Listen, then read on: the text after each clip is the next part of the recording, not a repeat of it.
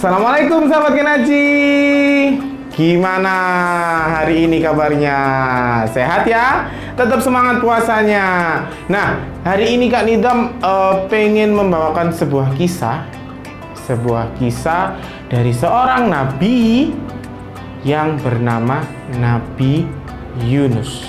Nah, Kak Nidam sedang memakai kaos nih, Bisa kelihatan sahabat Genaji ya? Tulisannya, "The world didn't eat Yunus." The world berarti ikan paus. Nah, berarti ini kisah Nabi Yunus dan paus dan ikan paus nantinya. Gimana ceritanya? Saksikan video ini sampai habis. Di sebuah negeri yang bernama Ninawa, penduduk di sana, penduduk di negeri tersebut sangatlah makmur. Nah, negeri tersebut dihuni oleh penduduk yang sangat makmur. Mulai dari perdagangannya, mulai dari pengrajin patungnya, pemahat patungnya, pokoknya sangat makmur negeri tersebut. Akan tetapi sahabat Gen Aji, para penduduk Ninawa tersebut tidak ada satupun yang menyembah Allah Subhanahu wa Ta'ala. Kemudian menyembah apa kan Idam? Penduduk Ninawa menyembah berhala. Meskipun mereka sudah makmur ya sahabat Genaji, sudah makmur gini ya, tapi mereka menyembah berhala. Mereka melakukan kemaksiatan di mana-mana. Kemudian diutuslah seorang pemuda di negeri tersebut. Pemuda tersebut bernama Yunus. Selama bertahun-tahun, Nabi Yunus ini berdakwah ke sana kemari untuk mengembalikan penduduk Ninawa ke jalan yang benar. Dia berdakwah mulai mengingatkan bertahun-tahun lamanya. Saking sabarnya Nabi Yunus. Meskipun ketika berdakwah, Nabi Yunus sering dikatakan pembohong, pemuda yang berdusta, atau omong kosong seperti itu. Jadi, kau ini Yunus. Nah, jadi penduduk yang ada di sana ketika didakwahi oleh Nabi Yunus, kamu ini tukang bohong Yunus. Nah, seperti itu dikatakan tukang bohong dan kami tidak percaya pada Tuhanmu itu. Kami hanya percaya kepada Tuhan-Tuhan berhala yang kami sembah. Nah, itu kata penduduk Ninawa tadi.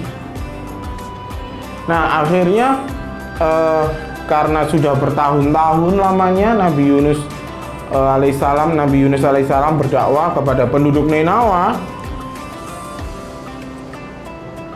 beliau akhirnya memutuskan hijrah. Beliau akhirnya memutuskan untuk hijrah. Meskipun penduduk Ninawa belum sepenuhnya mengikuti ajaran Nabi Yunus. Sebelum berhijrah, sebelum pindah, Nabi Yunus memperingatkan, wahai penduduk Ninawa, awaslah kalian akan datangnya azab dari Allah Subhanahu wa Ta'ala. Sudah diperingatkan seperti itu sahabat Genaji, masih diketawakan. Hahaha, lihat omong kosong macam apa ini, hahaha. Seperti itu sahabat Genaji. Akhirnya Nabi Yunus berhijrah nih. Hijrah membawa semua perlengkapannya, ingin pergi ke kota lain. Sepeninggalnya Nabi Yunus, penduduk di negeri tersebut mengalami kekeringan, tidak ada hujan, air sudah semakin sedikit. Terus kemudian tumbuhan-tumbuhan layu, semuanya gagal panen sahabat Gen Aji. Jadi banyak hewan-hewan ternak yang mati juga. Pokoknya dilanda kekeringan sepeninggal Nabi Yunus. Setelah mengalami kekeringan tersebut, akhirnya penduduk Ninawa sadar dan ingin mencari Nabi Yunus. Oh, sepertinya benar kata Yunus. Mungkin ini teguran dari Allah. Iya benar, iya benar, iya. Nah, semua penduduk mengiyakan. Berarti sekarang kita cari Yunus. Di mana Yunus berada? Kita harus menemukan dia dan meminta maaf kepada dia supaya dia berdoa lagi agar kita semua diberikan kemakmuran seperti dulu. Di sisi lain, Nabi Yunus yang sudah melakukan perjalanan akhirnya sampai di semacam pelabuhan, ya, semacam pelabuhan sahabat Genaji. Di situ ada sebuah kapal dan Nabi Yunus ingin menaiki kapal tersebut. Singkat cerita, Nabi Yunus akhirnya berada nih di sebuah kapal. Sudah di atas kapal. Pertama, kapal tersebut berlayar dengan tenang. Berlayar dengan tenang. Kemudian di tengah-tengah pelayaran tersebut, di tengah pelayaran kapal tersebut, tiba-tiba ada badai sahabat Genaji. Wadah. Ada badai dari mana-mana, petir dari mana-mana, ombak berdatangan, kapal mulai terombang-ambing. Wah, terombang-ambing semuanya. Semua penumpang di sana mulai khawatir. Wah, semuanya berteriak berdoa. Wah, bagaimana ini? Karena saking besarnya ombak tersebut, banyak air yang masuk ke kapal tersebut. Kapal tersebut menjadi berat, semakin terombang-ambing. Kemudian nahkoda dari kapal tersebut memerintahkan, buang semua barang bawaan kalian, biar kapal ini tidak terlalu berat. Kita keluarkan semua air dan juga tenggelamkan semua barang-barang bawaan kita agar kita selamat dari badai ini. Wah, mulai gotong royong, ada yang membuang air, ada yang membuang barang-barang bawaannya. Akan tetapi masih saja banyak air yang masuk dan membuat kapal tersebut semakin berat. Akhirnya nahkoda memutuskan, baiklah, semua barang bawaan kita sudah kita keluarkan, tapi kapal masih terasa berat dan air juga ada yang masuk. Salah satu penumpang tanya, lantas bagaimana nahkoda? Bagaimana kita bisa melewati badai ini? Kita sudah membuang barang-barangnya ini. Ini kata nahkoda. Kita sudah membuang barang-barangnya. Terpaksa kita harus menurunkan salah satu penumpang yang ada di kapal ini. Padahal belum sampai, sahabat Genaji, belum sampai ke tujuannya. Tapi diturunkan dengan paksa atau ditenggelamkan. Akhirnya dibuat undian, dituliskan sebuah nama semuanya ya. Dituliskan semua nama di dalam undian tersebut, tak terkecuali Nabi Yunus yang ada di kapal tersebut. Baiklah, siapapun nama yang keluar di sini, kita sepakati bersama. Ditariklah satu kali. Yang keluar nama Nabi Yunus. Wah, Nabi Yunus kaget pertama. Kemudian diundi lagi. Kita undi yang kedua. Kita undi yang kedua kalinya. Diundi lagi oleh nahkoda. Dikeluarkan lagi, masih nama Nabi Yunus yang keluar. Nabi Yunus mulai pasrah dan menyerahkan semuanya kepada Allah. Karena nahkoda curiga karena 2 kali berturut-turut keluar nama Nabi Yunus, maka diundi lagi, yang keluar tetap nama Nabi Yunus. Nabi Yunus pun pasrah dengan keadaan tersebut.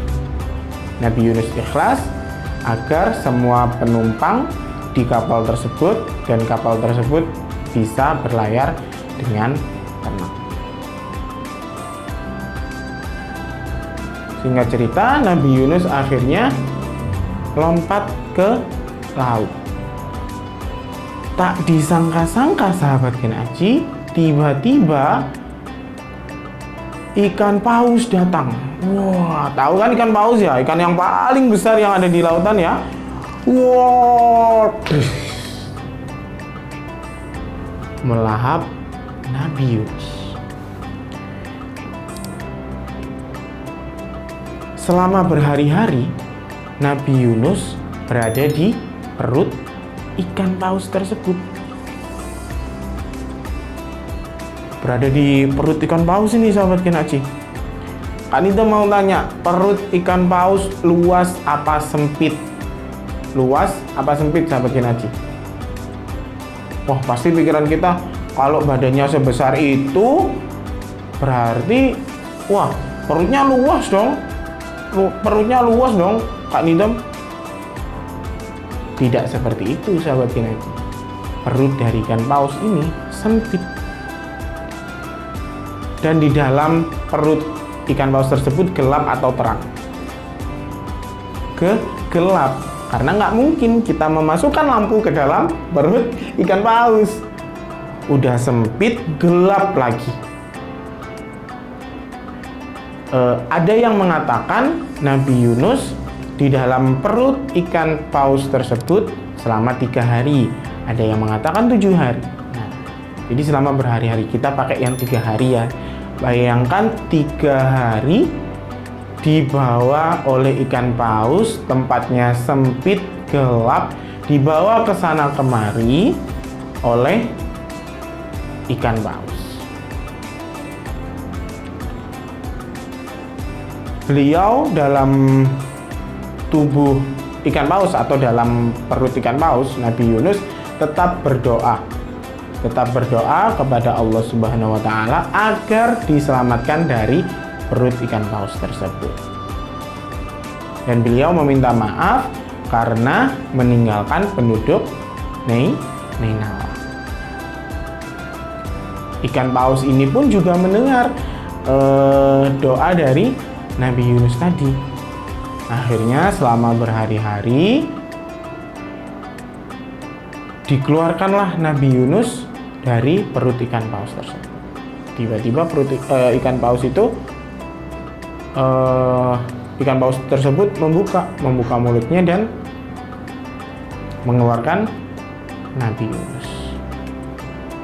Bayangkan 3 hari di tempat gelap sama sempit, di perut makhluk yang besar, dibawa ke sana kemari, pasti lapar sahabat Genaji. Tubuhnya Nabi Yunus kurang sehat karena tidak bisa makan di dalam perut ikan paus tadi. Nabi Yunus pun menemukan sebuah labu. Dengan izin Allah, beliau boleh memakan labu tersebut. Dimakan labu tersebut. Setelah selesai, beliau kembali ke penduduk Nainawa. Penduduk Nainawa yang tahu Nabi Yunus kembali, mereka bersuka cita, mereka menyambut kedatangan Nabi Yunus alaihissalam. Nah, itu singkat cerita bagaimana seorang Nabi Yunus bisa masuk ke dalam perut ikan paus dan selamat dari perut ikan paus tadi. Cukup sampai di sini dulu video kali ini. Next video Kak Nidam membawakan kisah apa lagi ya sahabat Genaji? Tunggu saja, jangan lupa subscribe dan nyalakan notifikasinya agar tidak ketinggalan kisah-kisah selanjutnya. Jangan lupa like, share, dan komen ya sahabat Genaji. Sampai jumpa di video selanjutnya. Dadah!